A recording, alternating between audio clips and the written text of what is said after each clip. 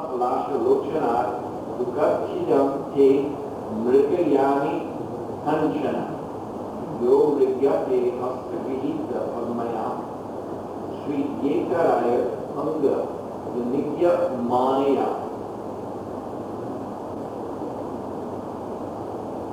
My dear Dhruva, as far as I am concerned, I do not find anyone who can mitigate your distress, but the Supreme Personality of Godhead, whose eyes are like lotus petals.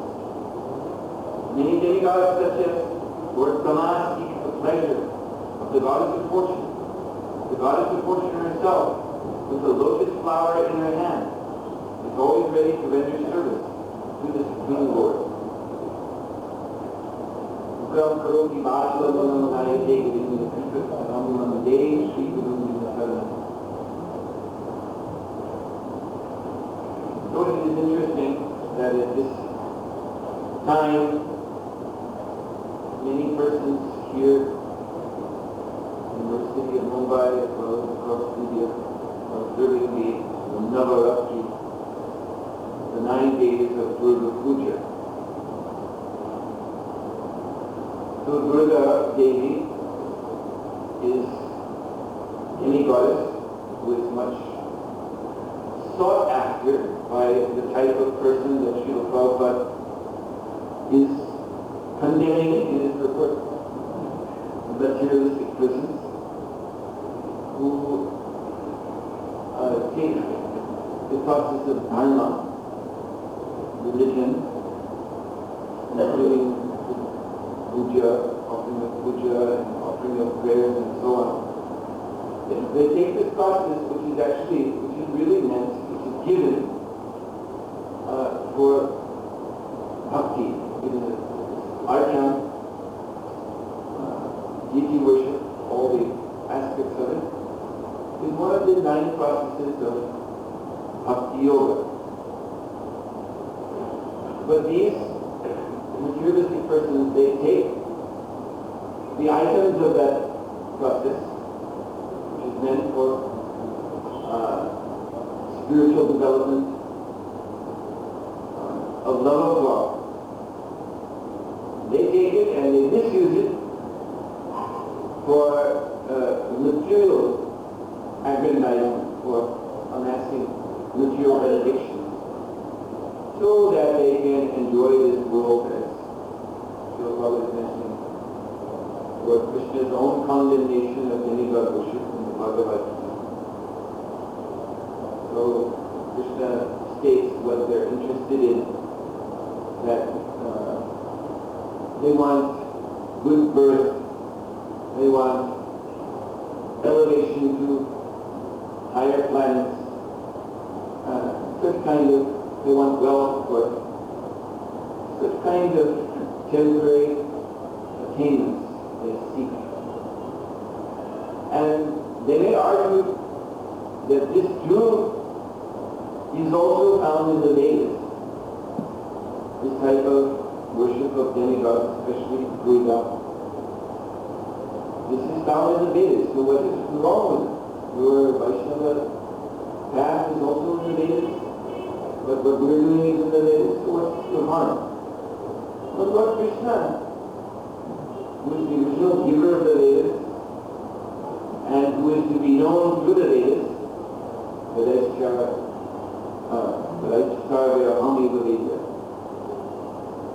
Lord Krishna, the Supreme Personality of Godhead, has said that that portion of the Vedas which seems to celebrate demigod worship, he said it is so much pushpa vacha, so many flowery words. I was explaining this yesterday. Yes, the Vedas give enticement. Prabhupada gives the example of enticing a foolish child. So you can entice a child with a little piece of candy. Very eagerly the child will come to that. Prabhupada gave the example of, suppose some child has picked up somewhere a 100 rupee note, and you want to take this not to rescue that 100 rupee note from the child, because the child doesn't know the value of it. But the child, as children do, has become attached, holding it in the fist, won't let it go. If you try to tug it, it may rip and spoil it. So then all you have to do is take one piece of candy and say, my dear child, I'll give you this, you give me that. And child will think, oh, that's a very good deal.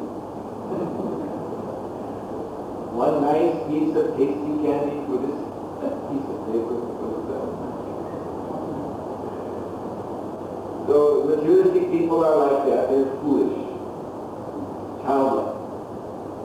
So the Vedas, on their level, the lowest level of human life, the Vedas do induce them to take up some dharma, even if it's purely materialistic, just to get them on the path.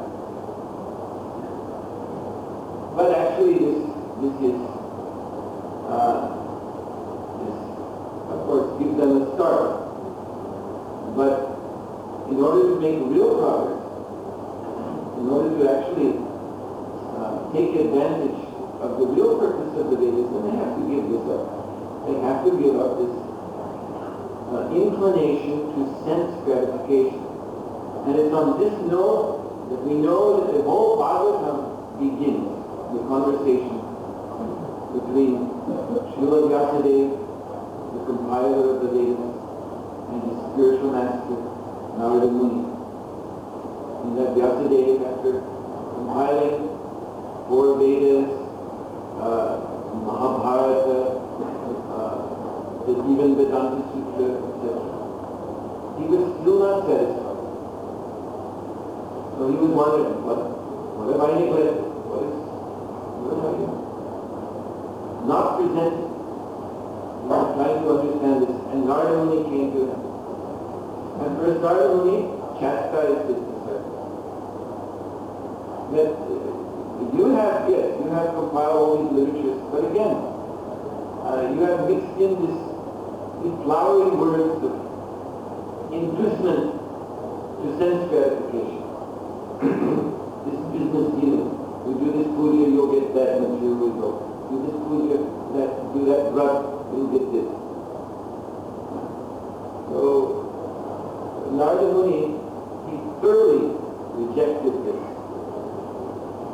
He said, by so doing, you keep, in the name of Vedic knowledge, you keep these living entities enthralled with mind, enthralled with illusion, enthralled in the bodily conception of life, enthralled with the idea that bliss or happiness means what? Sense pleasure, vishaya. So this is misleading, this is cheating. So then Narada Muni went on to explain that you now must present the pure glorification of the Supreme Lord Krishna. Because that is the actual essence of life. And that essence is missing from your compilation of Vedic scripture until now. So it's on this note that the whole Srimad Bhagavatam begins. So, as I said, now everyone is in this city and across India, they're worshipping Durga. And we can say, from the Vaishnava point of view, that is also all right if it is done in the right spirit. Because Durga Devi, one of her names is Vaishnavi, another one of her names is Bhagavati. So she is a devotee of the Lord, a great Vaishnavi. And so it is part of the most important part of our process as devotees to honor and respect the leading devotees, the great devotees, the powerful devotees. So there's nothing wrong in that, and that is a principle actually. Do not disrespect the demigods. one of the principles given by Suhotra Swami. So we respect the demigods. We do not disrespect them. But we respect them as Vaishnavas in their true identity. See, the Bhagavatam ends the purport by citing